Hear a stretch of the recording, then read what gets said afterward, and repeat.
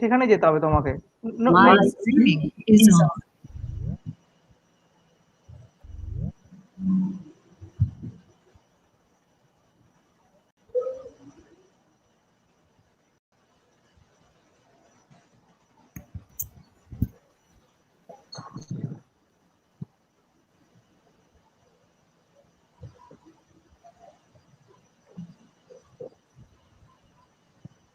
Hello. Yes, hello, Shamshu bro. Yes, I think we can start. We have also started the live streaming, and the thing is that whenever I have joined from another account, what is the that is the through the main account, I can see here are many participants have already joined. Yes, yes, So, I can also see, yes. So many students are telling me that they have already joined. So yeah, they have already joined. Yes, we can start. Okay.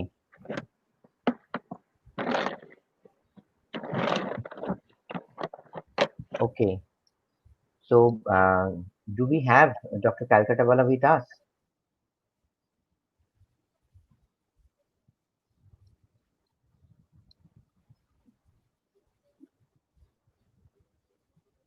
Hello?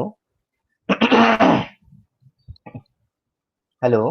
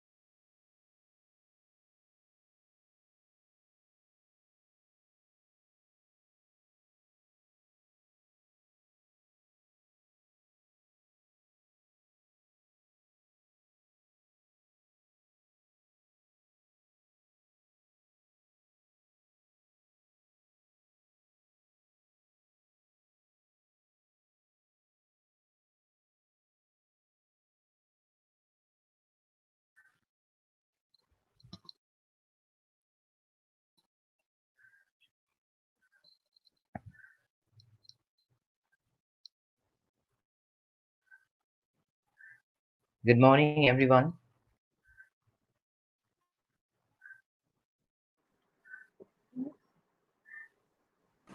Good morning, sir.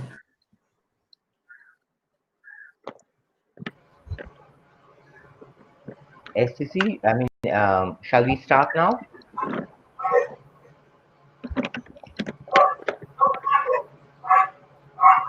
Yes, I can see Fatema madam has also joined. So, Yes, good morning. yes, good morning. Um, VC sir has also joined. So, I think we should start now because the students have joined in from the other account. I can see students have already joined. So, if I don't know what HTC sir is doing.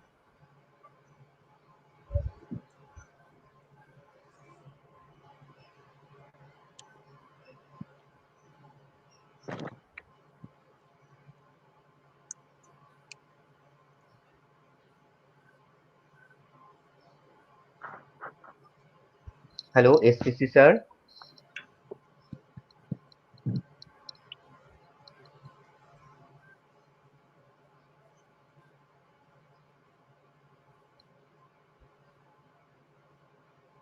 Hello, HTC sir.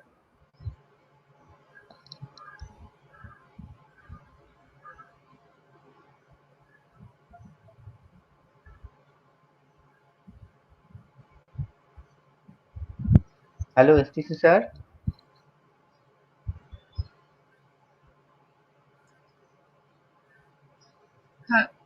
Rajat, Hello. hello. Yeah, yeah, yes. So, shall we start?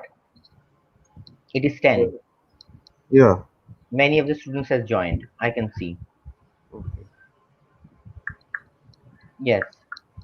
So, good morning to all of you. This is Rajat Pal this end from the Department of Microbiology and Biotechnology, Sister Nivedita University. On behalf of this department, this beautiful department, incredible department, I welcome you all for this 5 days online introductory course to microbiology and biotechnology.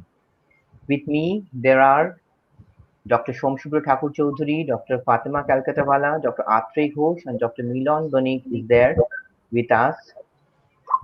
And the all this program and the concept and the everything is under the guidance and the blessings of Professor Jubojyoti Chattopadhyay, Honorable Vice Chancellor, Sister Nivedita University. He has kindly agreed to deliver the welcome address for this session. Sir, hello, sir. Hello, sir. Sir, are you there?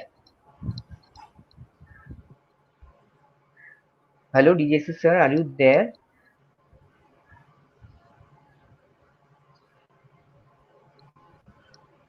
Hello, DJC, sir, are you there?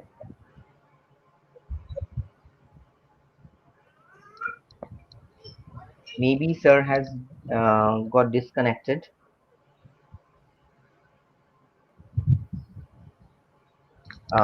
Fatima or SCC, can you please contact once, sir? Okay, sure, Rajat, I'm calling. Yes, yes. You just see whether sir has joined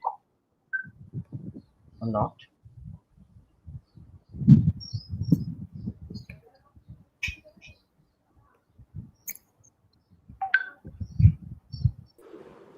Yes, I have Yes, joined. I'm sir. waiting.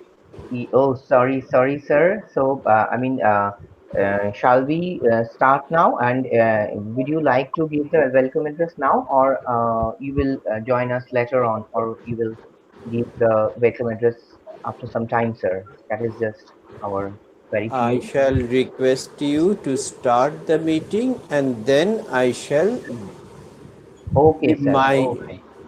yeah, Okay. Thank you, give sir. my Thanks a lot. address. Yeah. Thank you very much. Okay, sir. Okay. So, with the permission of our Honorable Vice Chancellor, Professor Jubojyoti Chattopadhyay, we are going to start our program. So, at first, on the behalf of this department, I would like to share you some thoughts and some views of our department in the very beginning. Then, Professor Chattopadhyay will give you the welcome address. Um, I am just sharing some presentation to you on our department.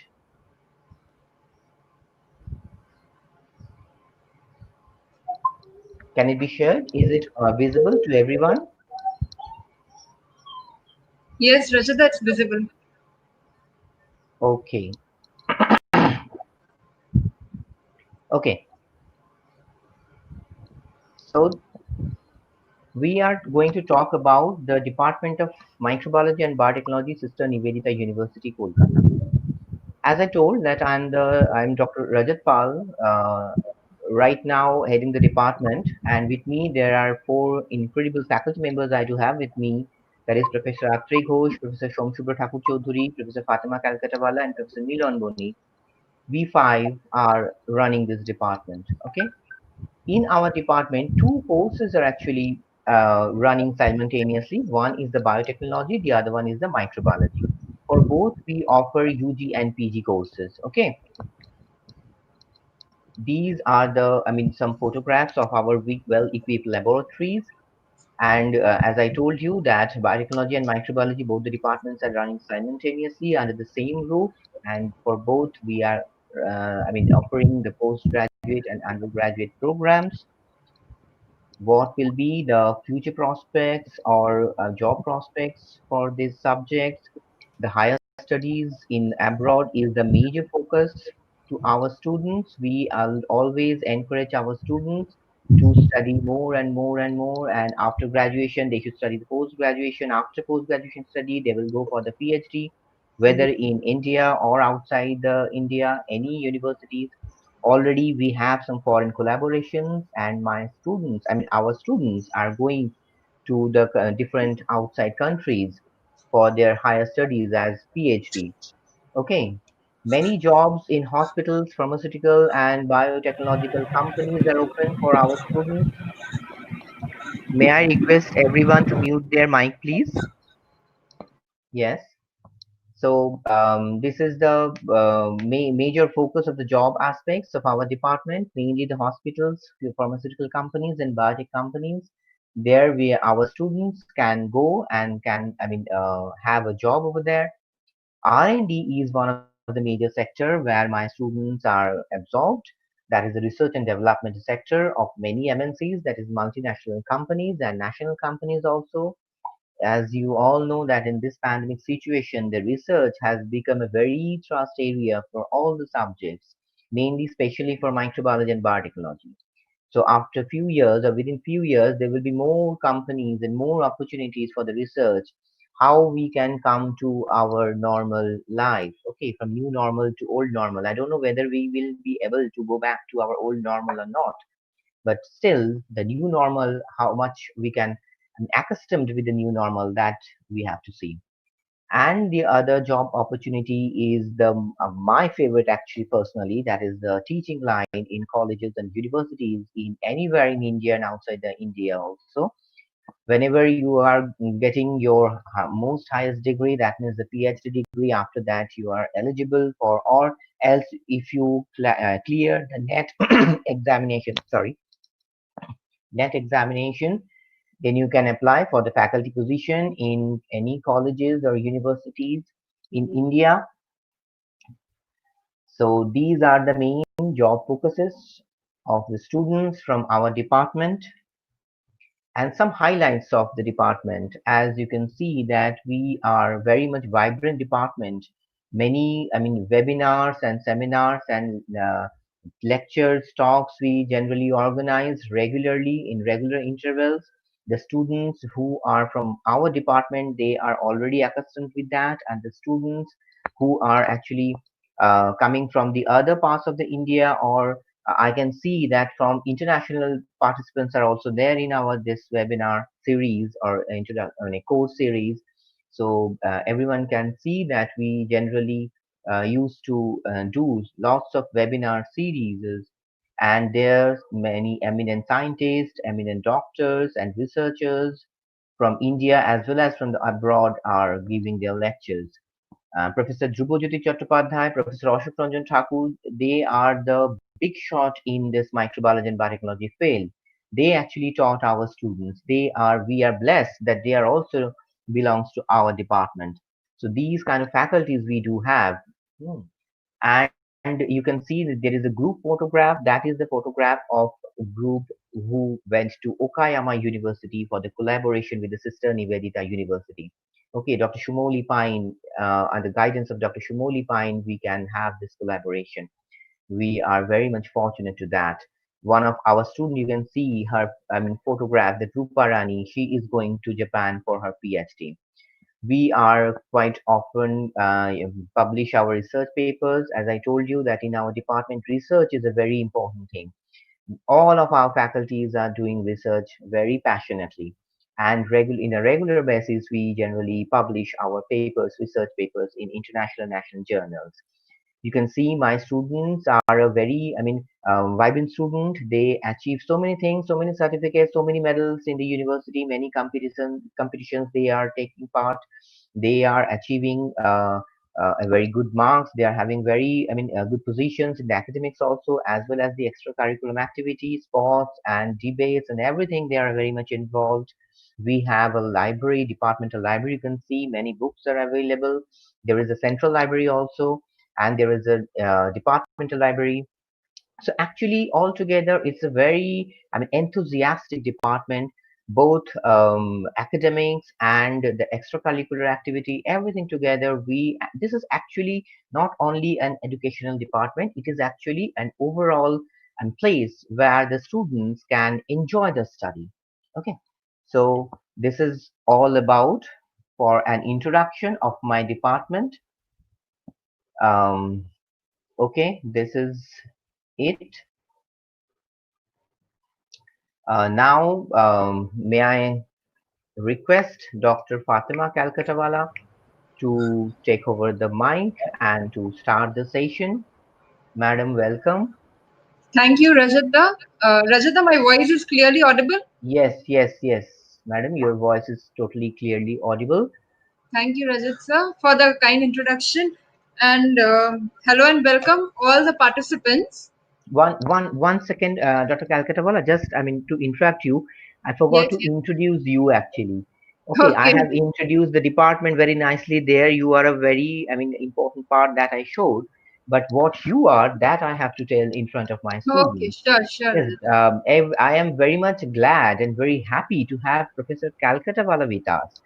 She is a NET JRF SPM fellow, and we are very much proud to have Professor Calcuttawala with us. She has done her PhD from NICET Kolkata, and she has done her research mainly in microbiology and virology, and her expertise in teaching is also microbiology and virology. In our department, she is teaching these two subjects, and she is also having her research in this topic. And now you can see that how she will express about the cell and cell organelles and how cell work, everything she will tell you in her lecture. So I invite Professor Calcuttawala to give her lecture, and I cannot say that the stage is yours. I can say that the computer screen is yours, Professor Okay, Calcuttawala. thank you, Okay. sir. Uh, Yes. Rajat, if Vice Chancellor sir is there in the meeting, will he like to give the welcome address right now? Is sir here in the meeting? I think I cannot see, sir.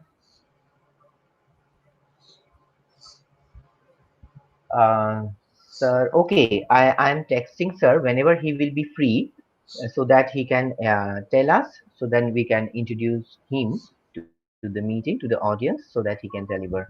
Okay, so Okay, he sure. told In that me case, to I'll start. start. Yes, yes, yes. He told me Okay, to start the session, so we can start the session. Whenever he will be free, he will come. When he will join the meeting, then he will deliver her lecture. sure. I'm Thank you, texting him. Yes, Rajat. yes.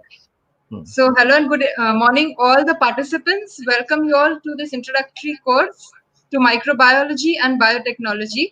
So, what I will be speaking about today is cell, the basic unit of life.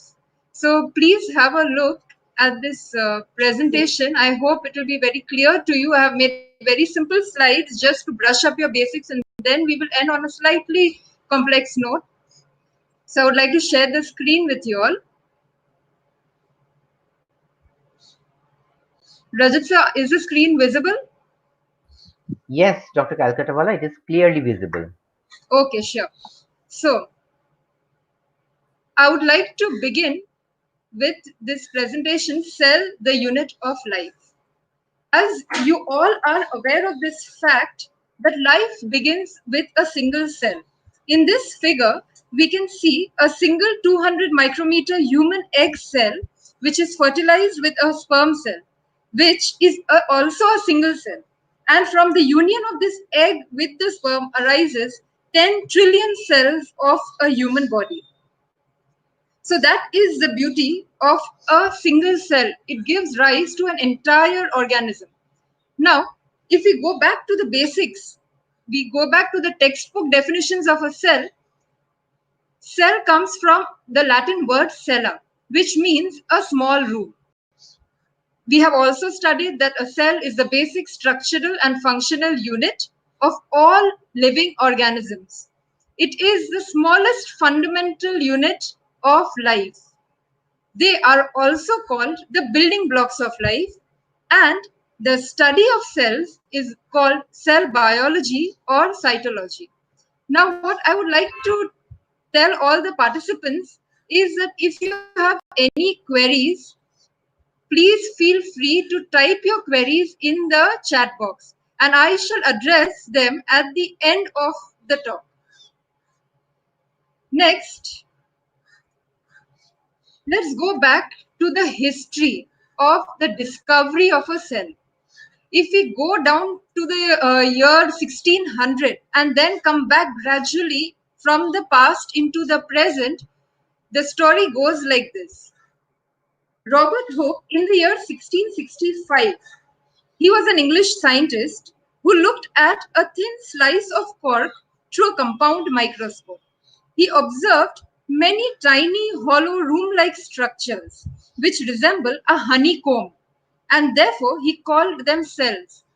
Cells actually resembled the rooms in which the monks stayed in a monastery. So from here, he gave this particular term. Then Antony van Leeuwenhoek in the year 1674, with the improved microscope, discovered free living cells in pond water for the first time. In 1831, Robert Brown, he discovered the nucleus. Then in the year 1839, Purkinje, he coined the term protoplasm, which means the living substance or the living matter of a cell. Schleiden and Swan in the year 1839 and 1838 respectively, they proposed the cell theory that all plants and animals are composed of cells. Rudolf Virchow, he expanded the cell theory by saying that all cells arise from pre-existing cells. So, all this is something which you are already familiar about.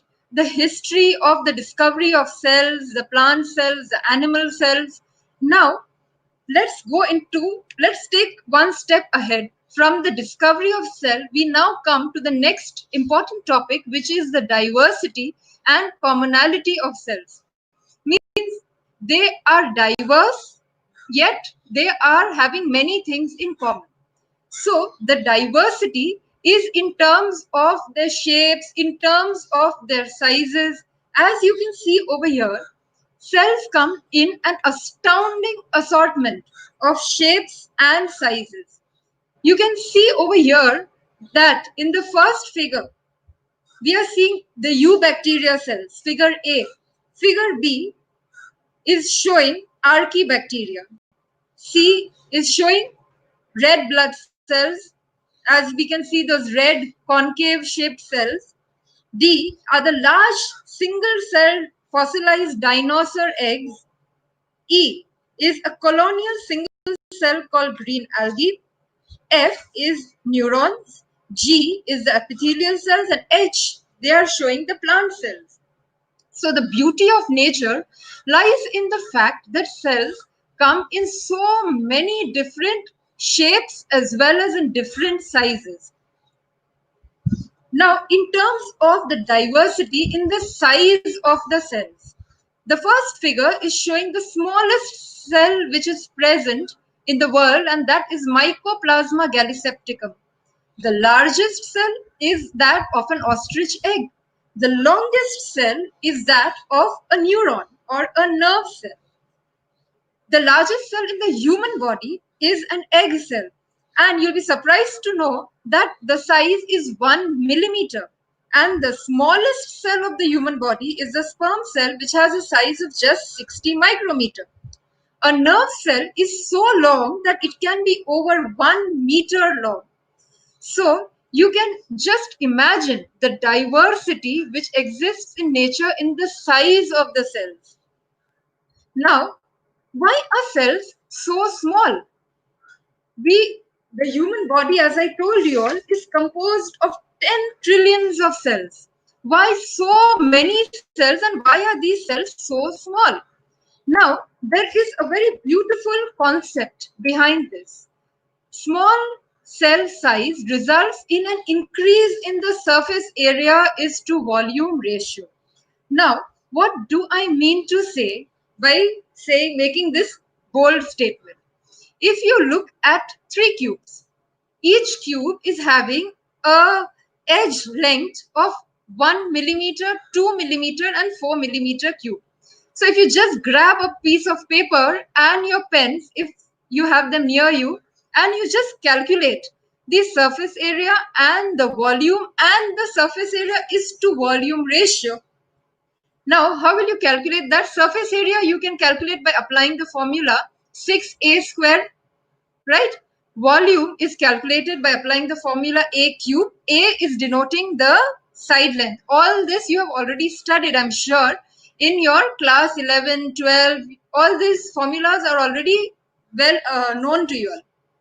And finally, if you calculate the surface area is to volume ratio for each, you will be surprised to see that the small cube, which is having an edge length of just 1 millimeter, has the largest surface area to volume ratio of 6.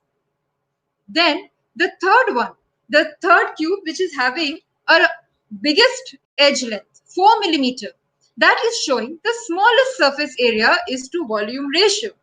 So you might wonder, so what? So what? If a small cell has a larger surface area to volume ratio, what is the big deal about it? So here is the biological significance of the increase in surface area to volume ratio. Now the volume of a cell determines the amount of metabolic activity which is carried out per unit time. And the surface area determines the amount of substances which enter into it from the outside environment, and the amount of waste products which leave from the cell into the outside environment. So the important point over here is that the surface area to volume ratio gets smaller as the cell gets larger. So now let's imagine the opposite case. Okay, the cell is just growing larger and larger beyond a certain limit. In that case, not enough material will be able to cross the membrane fast enough to accommodate the increased cellular volume. Now, when this happens, the cell must divide into smaller cells with favorable surface area as to volume ratio. Otherwise, they will cease to function. So, next. So, I just spoke about the diversity in the size of the cells. There also exists a diversity in the shapes of the cells. As you can see in this figure, red blood cells. The red blood cells are circular and biconcave. Why? Because the shape is such so as to support their passage through narrow capillaries and the transport of oxygen. Next, if you look at the white blood cells, they have a very flexible shape. Okay, they are either amoeboid, means they have kind of pseudopodia, so that it can change their shape. This is because they have to engulf the foreign microorganisms which enter into the body. They are the soldiers of the body. Okay, white blood cells, which impart immunity. Next, if you look at the nerve cell in this figure, it is like a long, thin wire. As we know, you must have seen those electrical wires. The main function is the conduction of electrical pulses, electrical signals. In the same way, these nerve cells in the body is beautifully designed in that fashion so as to conduct the impulse from distant parts of the body, from the brain, and vice versa. Now, if you look at the muscle cells, the muscle cells, the striated muscle fiber over here, it is long, spindle-shaped and contractile. Why is it shaped in that fashion? So as to pull or squeeze different parts of the body. And finally, if you look at the figure, the guard cells. The guard cells, you can see the stomata, right? They are bean-shaped. Why? So that they can open or close the pores. So all the different cells in the body, they have been assigned shapes in such a fashion that they perform the function which they are supposed to do. So that is the beauty of nature. So what that was all about the diversity of the cells. What about the commonality of the cells? What is common? Okay, all cells definitely share certain structural features and carry out many complicated processes in basically the same way. If you look at this figure, we have a prokaryotic cell and a eukaryotic cell. Okay, so that is the broad classification of all the cells in the world. Prokaryotic cells, they lack a true nucleus, whereas a eukaryotic cell has a true nucleus.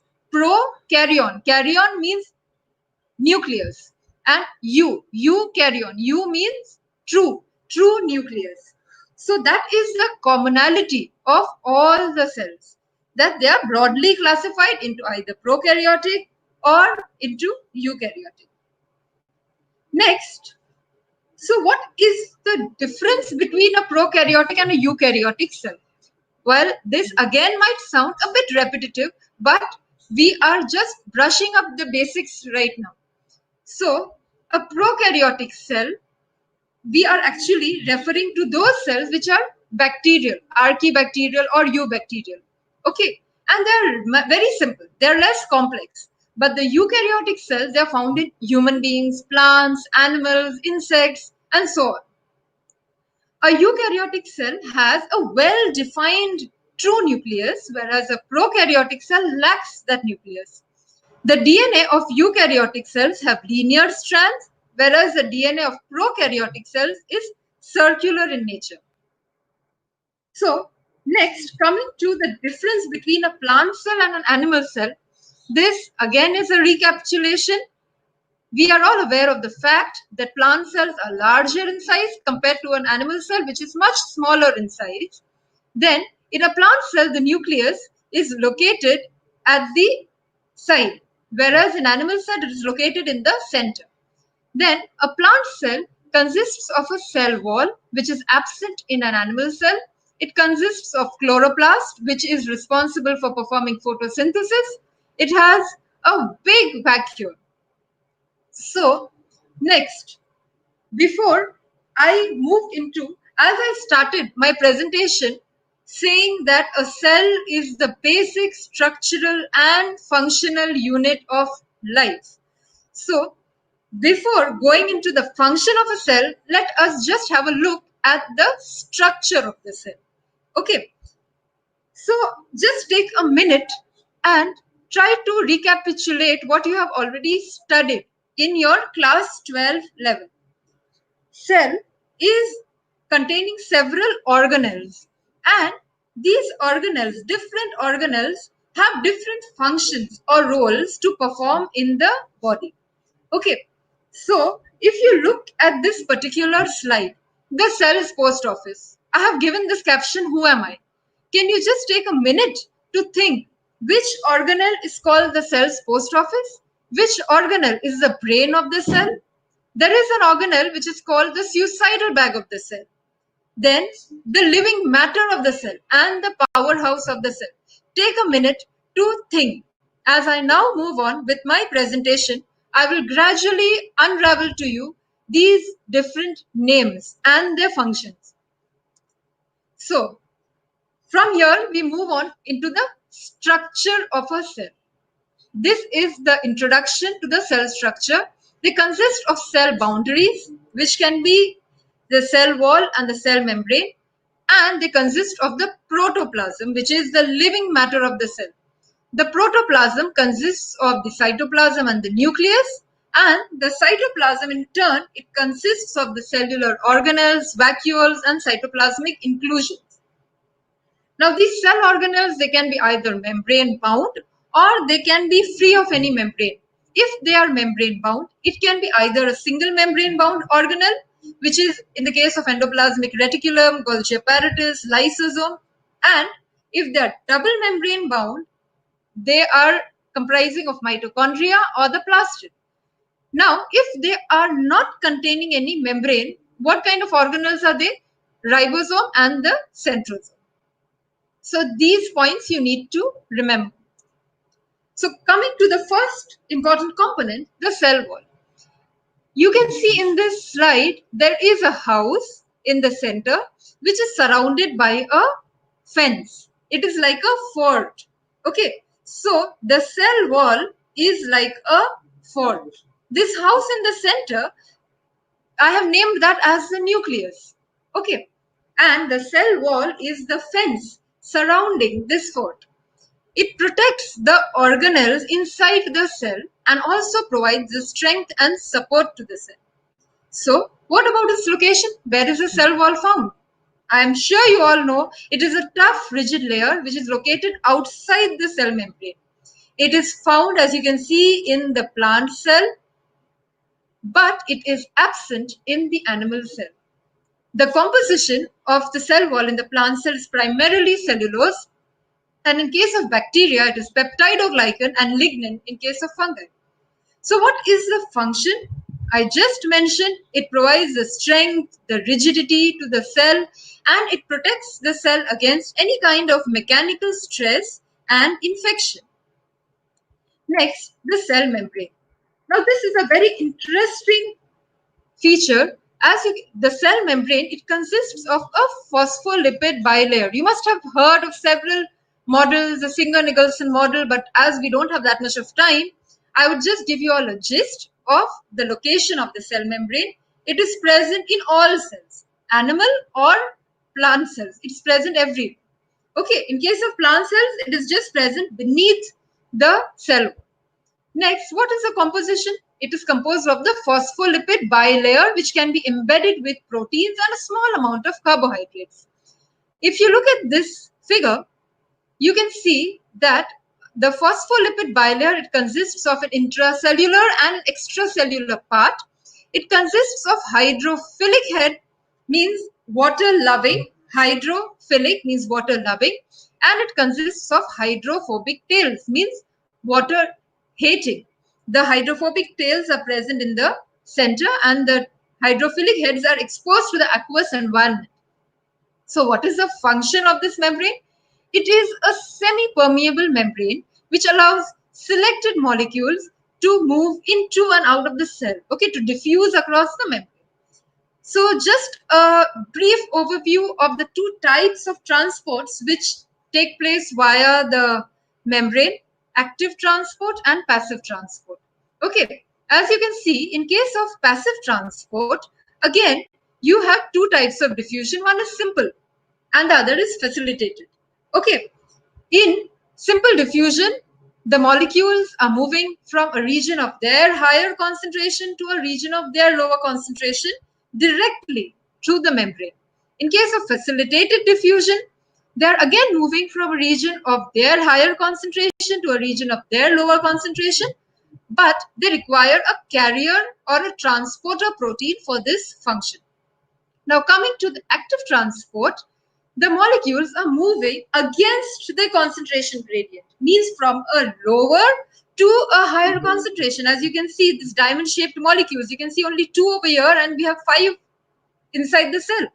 So if it has to move from their lower to their higher concentration, they will obviously require some energy in the form of ATP. Okay, so this is the main function of the cell membrane. And now, the term which I had used in that who am I slide, the living matter of the cell. Who am I? It is the protoplasm. The living part of the cell is the protoplasm, which is composed of the cytoplasm plus the nucleus. Okay, the cytoplasm is a jelly-like substance which is enclosed by the membrane that contains the organelles to carry out specific functions, and it also provides a medium for various chemical reactions. Whereas the nucleus, it contains a hereditary material, that is the genetic material of the cell.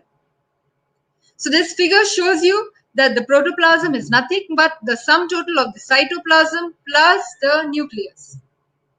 So next, coming to the brain of the cell. The next term which I had asked is the brain of the cell. So it is the nucleus which is known as the brain of the cell, right? As you look at the structure of the nucleus over here, it consists of tiny nuclear pores. Okay, as you can see over here, these nuclear pores are nothing but perforations in the double layer nuclear envelope, which regulate the passage of molecules between the nucleus and the cytoplasm. Inside, enclosed within the nuclear envelope, is the nucleoplasm, which is the fluid material or the suspension medium. Then in the center, you have the nucleolus, which is a membraneless organelle and it manufactures the ribosomes. Then you also have the chromatin, which is a complex of DNA protein, and when the cell prepares to divide, the chromatin condenses into chromosomes. Next, the term which I had used in the former slide, the powerhouse of the cell. So, which is the powerhouse of the cell? Which organelle? It is the mitochondria. Why is it so called? Because it produces energy in the form of ATP. This also has a wonderful structure. It consists of an outer membrane and an inner membrane which is thrown into folds known as cristae. And you even have an intermembrane space and an intracellular matrix. The outer membrane is freely permeable to nutrients, ATP and other molecules, and the cristae, okay, the folds inside of the inner membrane aid in the production of ATP. So, as it is the powerhouse of the cell, production of energy in the form of ATP, okay, is the most important function of mitochondria, and it is also the site of oxidative phosphorylation.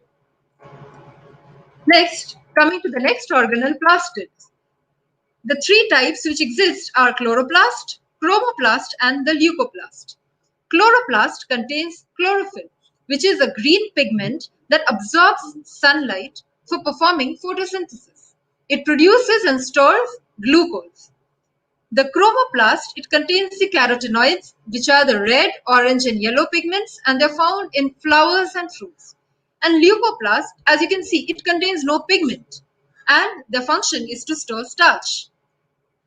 So coming to the chloroplasts, they have a double membrane structure.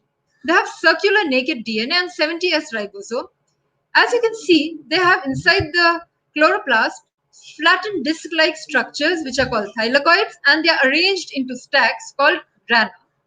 Photosystems are present in the thylakoid membrane and they maximize the light absorption. Stroma is the fluid which is surrounding the grana, which contains the appropriate enzymes for the Calvin cycle.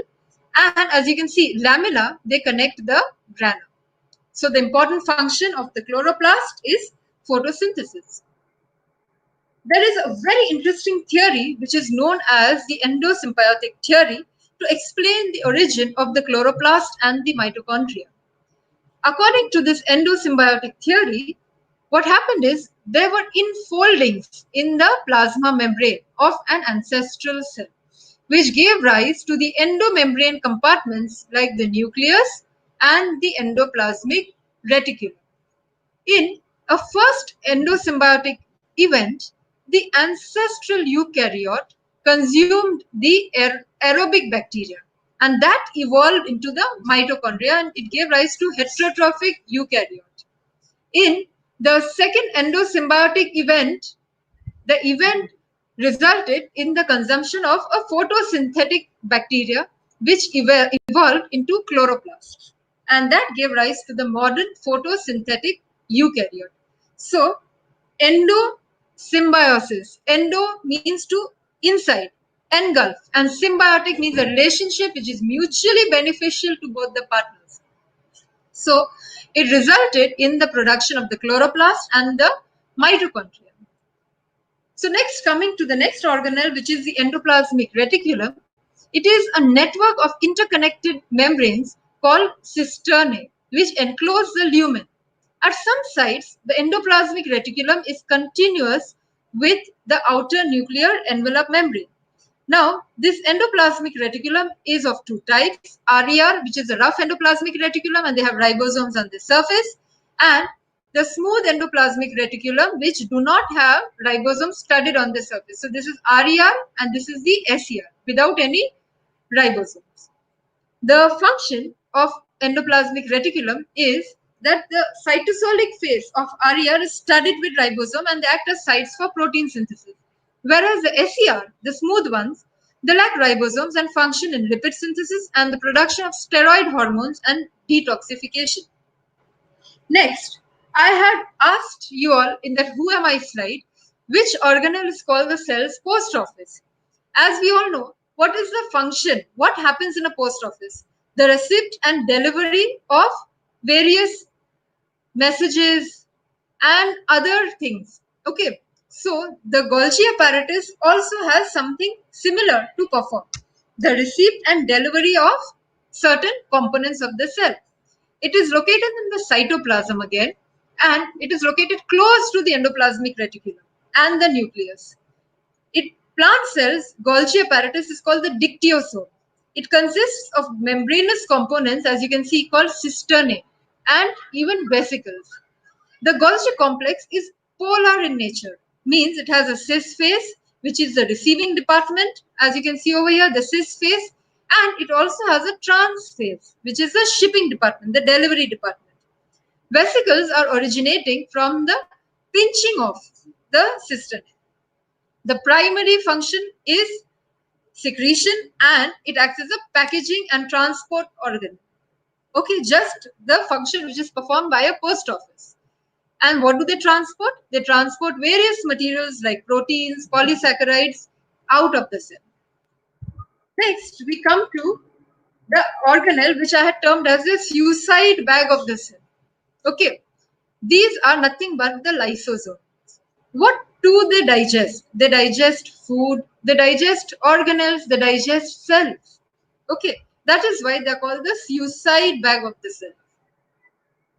Now, what is the structure? They are tiny, regular membrane-shaped bound vesicles which are found in the cytoplasm of both plant as well as animal cells.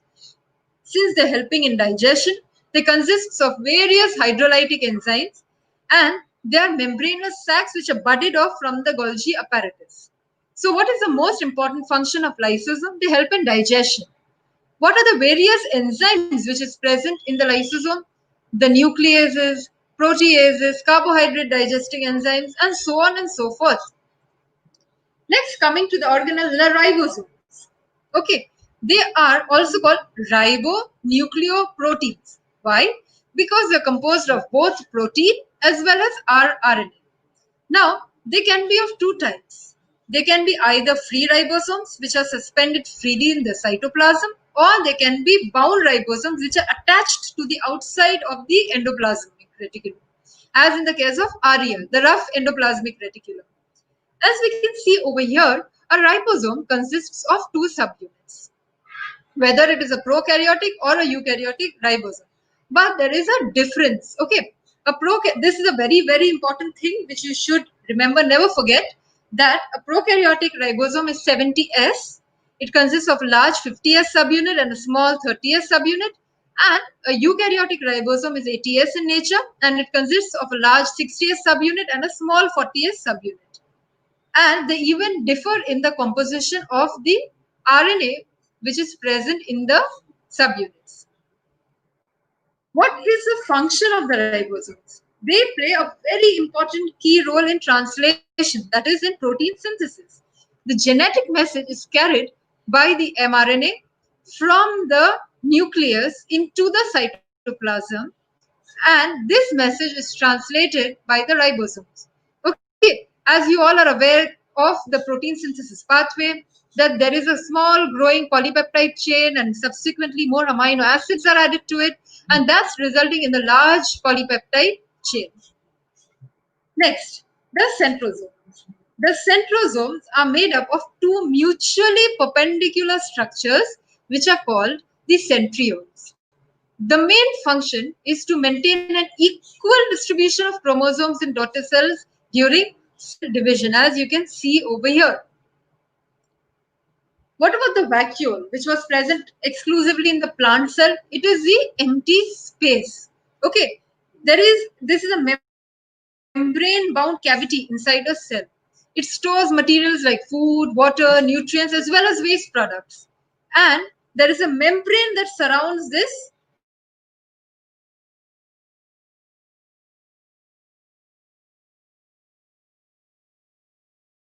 This membrane absorbs cell waste products and break them down into small pieces. So most one cell's depends on how full the centrosomes are.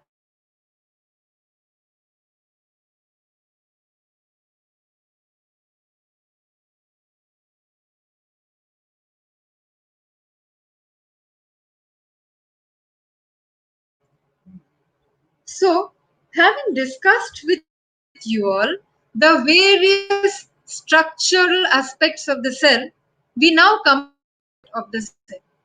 Because the first slide which I showed you all, the textbook definition of a cell. Okay, the cell is a structural and functional unit of life. We have discussed in brief the structural aspect, the various organelles which are involved. Now we move into the functional aspect or the work of the cells. So what is the work of a cell?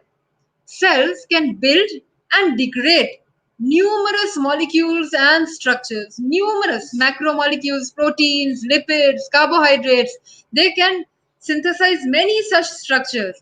These processes are driven by ATP, or they can be energy independent processes.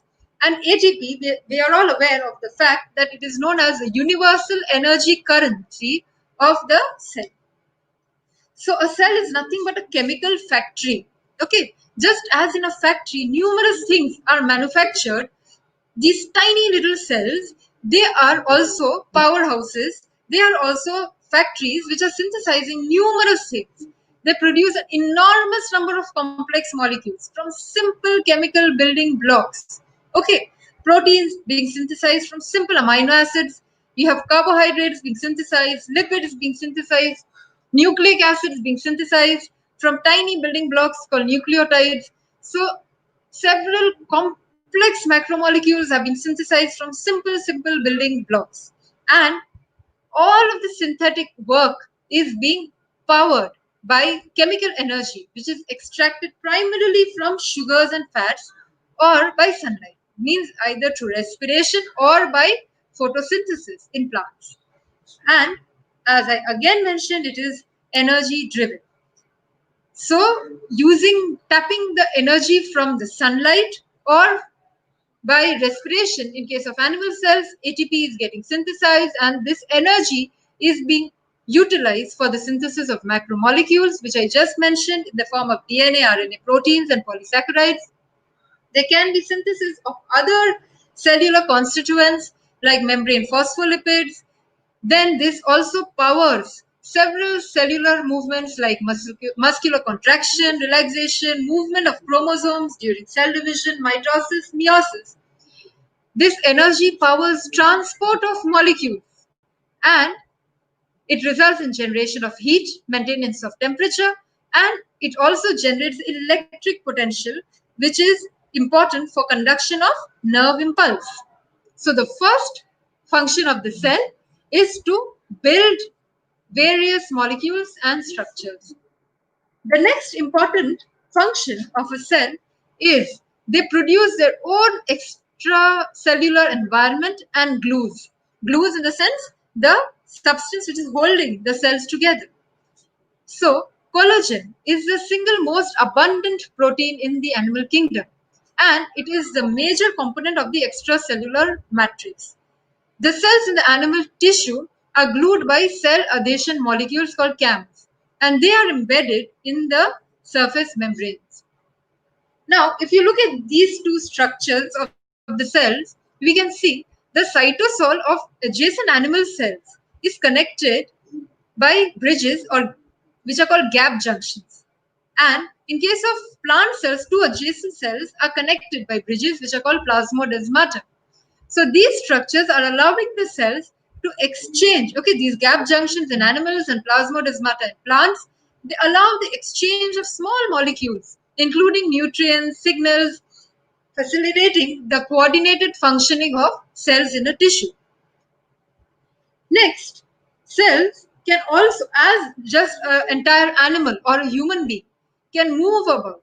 In the same way, even a tiny little cell can change its shape and it can also exhibit movements. Three types of protein filaments organized into networks and bundles form the cytoskeleton. Okay, means it is from just as in a human being, the skeleton that is forming the supporting framework of the body, the cytoskeleton forms the supporting framework of the cell. And it consists of intermediate filaments, microtubules, and microfilaments.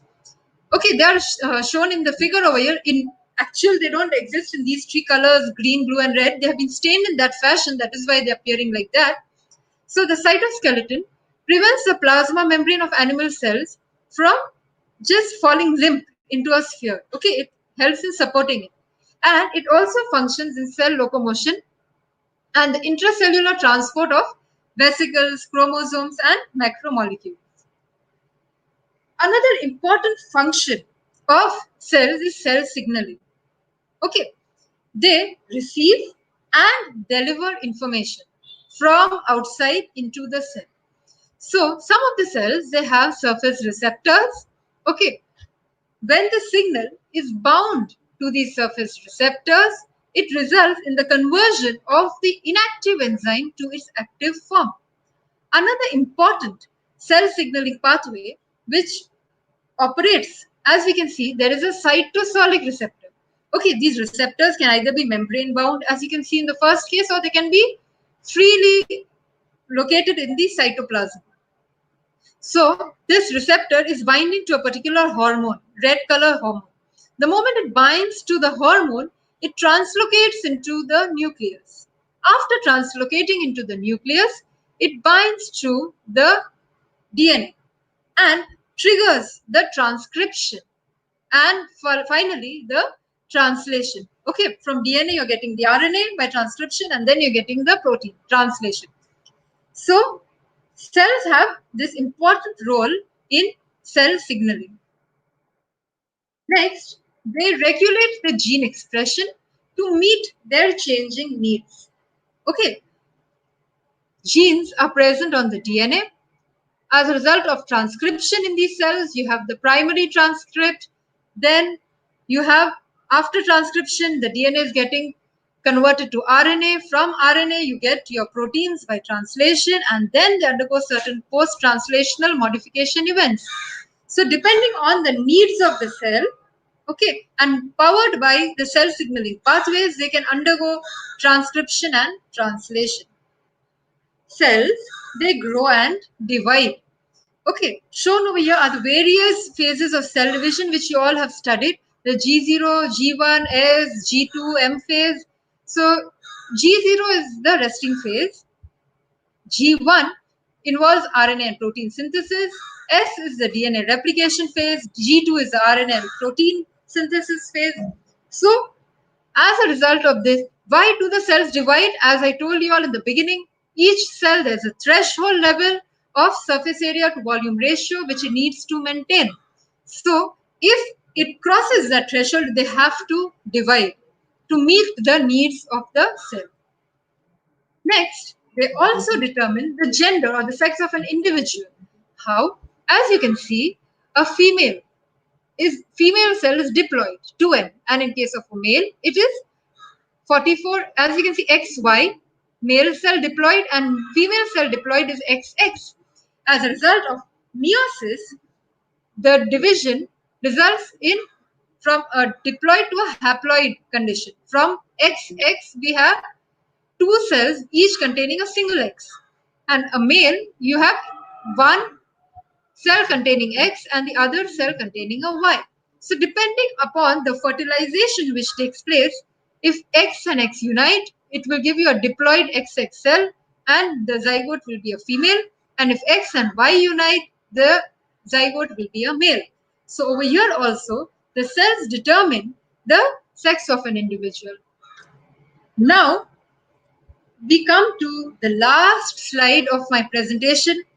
Having completed this entire journey, the cells are dividing, they are multiplying, they are reproducing, they are performing numerous activities, but at the end of the day, nothing is immortal. All human beings ultimately perish. In the same way, all cells, they complete their journey, they die. The cells die from either an aggravated external assault or they undergo a natural programmed cell death, which is called apoptosis. So here we can see the various hallmarks of apoptosis. Means if a cell undergoes its natural programmed cell death, the cell initially shrinks. This is a journey which it undergoes while it is dying. The cell shrinks, the chromatin condenses, the membrane starts blebbing, means the membrane blebbing means they are just bubbling out. Okay, they are budding out rather. The cell organelles they disintegrate, the nucleus also disintegrate. Ultimately, the apoptotic bodies form. Macrophages ultimately phagocytose these apoptotic bodies, and there is no inflammatory response over here, okay, because it is happening inside the cell. It is happening inside, it is not something which is foreign. So this is how a cell ultimately completes its journey from its beginning to its end. We now come to the last slide of this presentation. Thank you very much for your attention.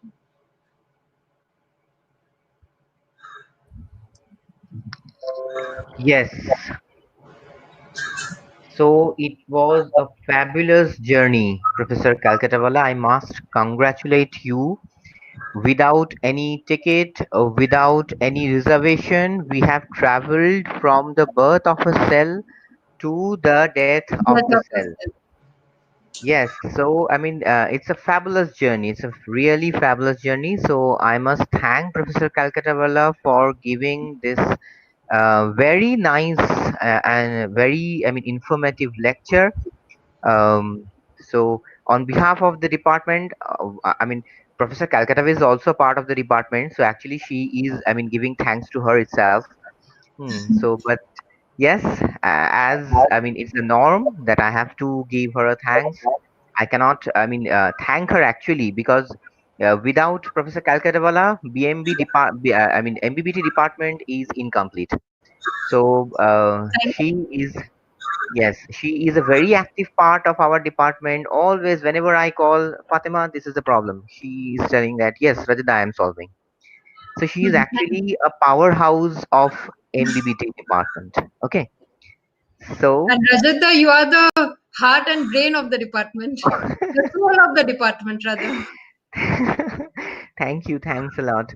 Okay. So, Dr. Calcuttawala, really very nice presentation. I think my students and the participants who are joining, I can see in the live streaming on YouTube channel. There are more than 130 participants are listening to your lecture. So Okay, thank you. very nice, very nice. Professor Chattopadhyay, our VC sir, maybe Has he is joined. facing some problem. Rajat sir, he has joined. Sir has written in the chat box that sir Sir has has joined. joined. Okay, Yes, okay, okay. Sir, are you there, sir? Yes. Yes, sir. Sir, we all are very glad that you have joined us. And kindly, sir, address my students, I mean, your students. When the mic will be yours, then every one of us will be your students because me, Fatima, Shomshubro, Milan, Atri are also your students. And yes, my students are definitely your grand students, sir. So please address all of us, sir. Thank you, Rajat, and thank you all the faculty members who are present over here. Um, this is a very important event in the MBBT department because we are going to start our new session, academic session, very soon. But this is a preparatory for that. We have the already new students who have enrolled with us, along with the students who are interested to join with us. Now, from the lecture of our head of the department, you came to know about the very exciting departmental activities which we normally have. And from the lecture of Fatema Calcuttawala, you came to know that the quality of the faculties we have with us. Now, this is just a start. But what I can say today that the students who are interested to join in the field of microbiology, biotechnology, related these life science subjects, it may be considered as a completely new era because there are so many different important things happening right now in the whole world because the world is looking right now for cross disciplinary understanding of knowledge, and being the part of this department you are going to be one of the few in that particular journey, because you know that we in our departments always treat our students not only to learn the subject but also the related subject areas, even the subject which are distantly related to it. Say for example we are interested that the students can also can get into.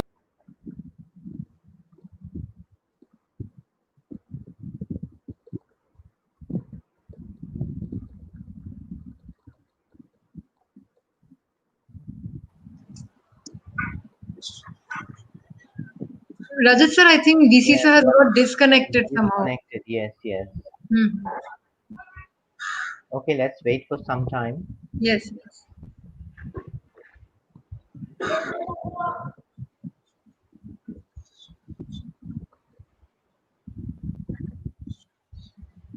Maybe he has some net problem today. Yes. Yes.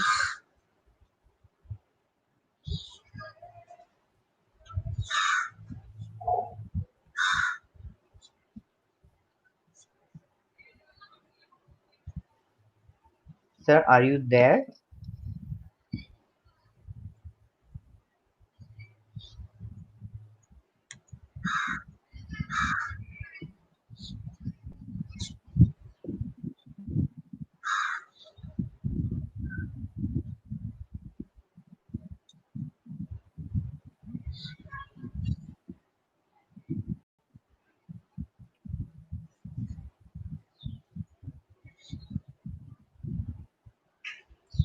Hello, sir.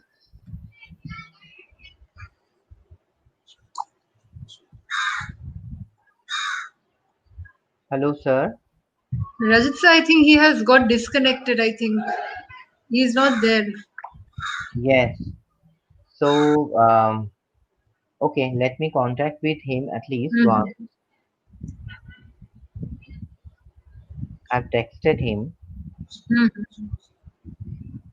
If he cannot rejoin, then we will conclude the session on behalf Okay. of him. Hmm.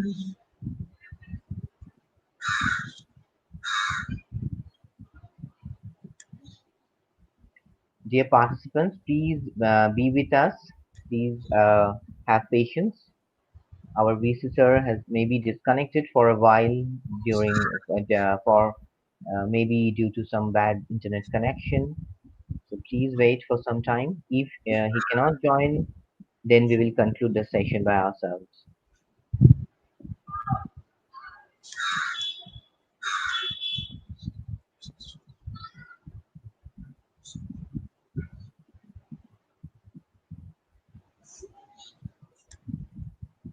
Fatima, can you please call once, sir?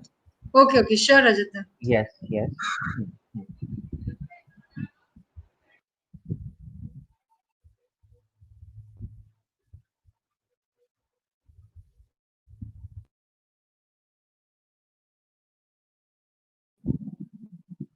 So participants, until sir is again joining, please share your experience for the starting journey with Professor Calcuttawala, and any other information if you want, or any query if you have, then you can mail from what mail ID you have got the invitation for this program. And tomorrow again you are going to have two very interesting lecture. One is from Dr. Sanjay Malik. He will be speaking on cell sorting and how the cell can be differentiated, how the cell can be separated from one another. And me myself will deliver one lecture on the biomolecules. What are the biomolecules present in our cell, and how they can metabolize, how they can produce the energy. These two topics will be delivered tomorrow. So I hope all the participants who are actually listening today's webinar, today's lecture, they have got quite interested, they have got quite enthusiasm from our department. So they will be with us for the coming 4 days. So let's see. And if you have any query or anything related to this webinar or our department, please share with us your views and your thoughts. Always, your thoughts are always welcome for us. Okay. Yes, Fatima.